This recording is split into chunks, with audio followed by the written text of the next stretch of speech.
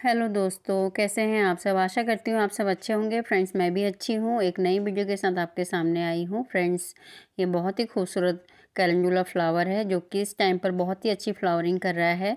देखिए, बसंत का मौसम है और येलो येलो जो फूल खिले हुए हैं बहुत ही खूबसूरत लग रहे हैं।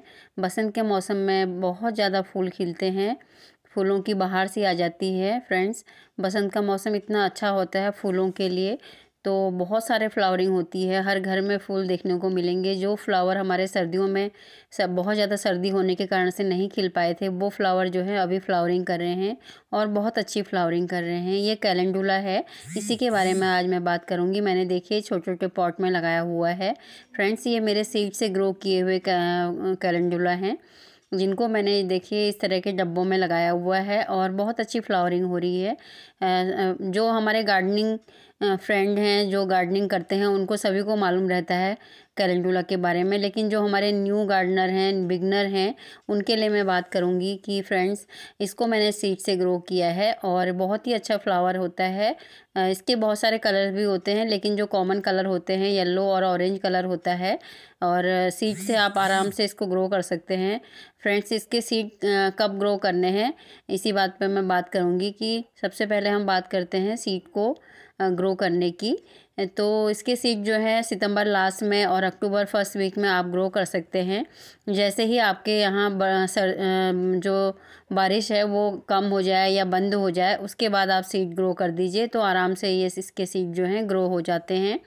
इस तरह से बहुत सारे कलर होते हैं इसमें। मेरे पास 2 कलर हैं। इस तरह से मैंने सीड से ग्रो किए थे, तो बहुत सारे लगाए हुए हैं। फ्रेंड्स, सितंबर लास्ट में और अक्टूबर फर्स्ट वीक में आप सीड ग्रो करेंगे, तो उसके बाद में इसके लिए कैसी मिट्टी बनानी है, अगर आपको पॉट में लगाना है तो कैसा पॉट चाहिए, उसके बारे में बात करूँगी।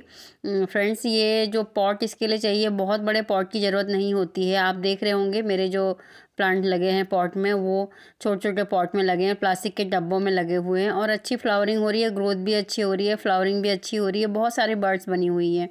तो इसका मतलब है कि ये छोटे पॉट में भी अच्छे से चल जाता है।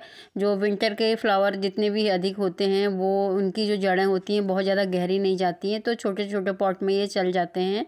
तो आप कम से कम 5 से 6 इंच का गमला इसको दे सकते हैं, बहुत ज़्यादा बड़े पॉट की ज़रूरत नहीं है। और मिट्टी की बात करूँ तो इसको वेल ड्रेन मिट्टी की ज़रूरत होती है। आप अगर जब मिट्टी बना रहे हैं तो मिट्टी में आपको जो है सैंड भी मिक्स करनी होगी और साथ में कंपोस्ट भी मिक्स कर लीजिए। जब वेल ड्रेन मिट्टी होती है तभी अच्छा चलता है, और आपका जो पॉट है उसमें अच्छे ड्रेनेज भी होने चाहिए, तभी आपका जो प्लांट है अच्छे से सर्वाइव करेगा और अच्छी फ्लावरिंग करेगा।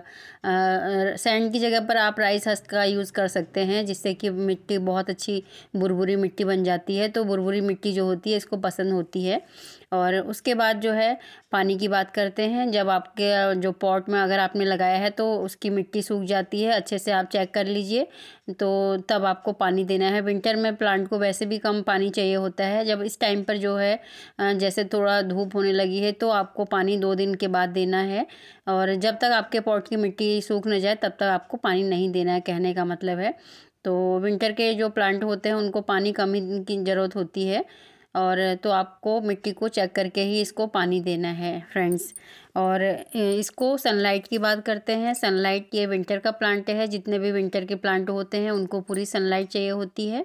कम से कम 6 से 8 घंटे की सनलाइट होगी तभी ये अच्छी ग्रोथ करते हैं और फ्लावरिंग इनकी अच्छी होती है। फ्रेंड्स, विंटर में जब बहुत ज़्यादा सर्दी हो रही थी, धूप नहीं निकल रही थी, कोहरा भी था और ओस गिर रही थी, तो इनकी फ्लावरिंग उस टाइम पे बहुत ज़्यादा नहीं हो रही थी। फ्लावरिंग तो हमारे यहाँ शुरू हो गई थी, लेकिन जो है फ्लावर बहुत ज़्यादा नहीं खिल पा रहे थे। जब जैसे ही सर्दी थोड़ा कम हुई है तो इस तरह से फ्लावरिंग ज़्यादा होने लगी है। अगर आपको ज़्यादा फ्लावरिंग लेनी है तो इस तरह से अपने स्पंड वाले फ्लावर्स को आपको कट करते रहना होगा, नहीं तो आपका जो प्लांट है आप उसकी ग्रोथ जो है रुक जाएगी। अगर आपको जो स्पंड वाले फ्लावर आप अपने प्लांट में ही रहने देते हैं, उनको टाइम टू टाइम हटाना है, क्योंकि अभी आपके प्लांट ने काफ़ी अच्छी फ्लावरिंग करनी है और मई तक ये फ्लावर देते हैं। अगर आप अच्छे से देख रेख करते हैं तो मई में तक इनकी फ्लावरिंग होती है।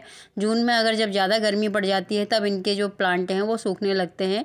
तो इनकी केयर कैसी करनी है और क्या खाद देनी है, उसी बात पर मैं बात करूँगी। फ्रेंड्स, आज मैं अपने प्लांट को सरसों खली का लिक्विड दे रही हूँ, जो कि बहुत ही अच्छा है हमारे प्लांट के लिए। इस टाइम पे जो हमारे प्लांट हैं डोरमेंसी से निकले हुए हैं और उनको बहुत अच्छी फ्लावरिंग करनी है, उसके लिए सरसों खली बहुत ही अच्छी खाद है।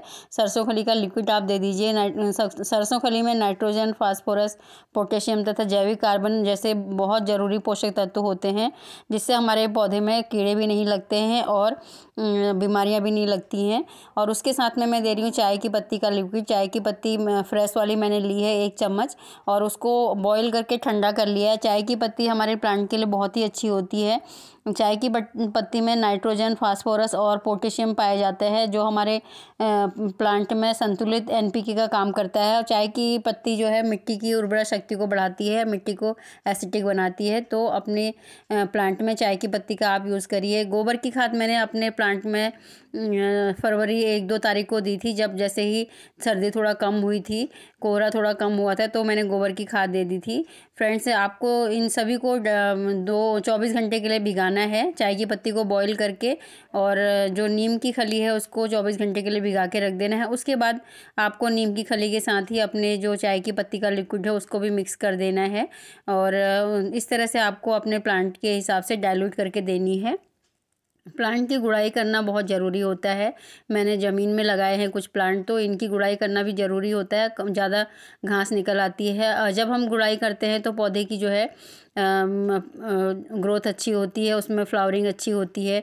गुड़ाई करने से उसके जो हमारे प्लांट की मिट्टी होती है उसकी उर्वरा शक्ति बढ़ जाती है और उसमें हवा पानी का संचार होने लगता है। तो खाद देने से पहले हमें गुड़ाई करनी ज़रूरी होती है। वैसे भी हमको अपने प्लांट की गुड़ाई करना बहुत ज़रूरी होता है। जैसे जैसे खरपतवार आपको दिखे आप उसको निकालते रहें। देखिए, मैंने भी मेरे जो है 15 दिन पहले कहेंगे कि 2 तारीख को मैंने अपने प्लांट में गोबर की खाद दी थी, और उस समय मैंने खरपतवार निकाली थी, और उसके बाद ही मैंने अपने प्लांट में गोबर की खाद दी थी। फिर भी अभी काफ़ी ज़्यादा हो गई है, तो खरपतवार को निकालना बहुत ज़रूरी है। उसके बाद हमको खाद देना है। फ्रेंड्स, गोबर की खाद जो होती है बहुत ही अच्छी खाद होती है हमारे प्लांट के लिए। गोबर की खाद में जो है बहुत ही अच्छे पोषक तत्व होते हैं। गोबर की खाद में फास्फोरस, नाइट्रोजन, चूना, पोटास, मैग्नीशियम, आयरन, आयोडीन और सभी पोषक तत्व पाए जाते हैं, और उसमें विटामिन भी होते हैं। Vitamin a, b, c, d गोबर की खाद में पाए जाते हैं। आप गोबर की खाद भी दे सकते हैं इसको।